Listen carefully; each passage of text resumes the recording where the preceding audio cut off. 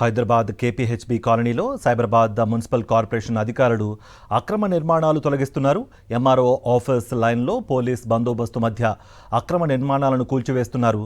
ప్రజల నుంచి ఫిర్యాదు రావడంతో రంగంలోకి దిగిన అధికారులు అక్రమ నిర్మాణాలను కూల్చివేస్తున్నారు. దీనిపై స్థానికులు హర్షం వ్యక్తం చేస్తున్నారు.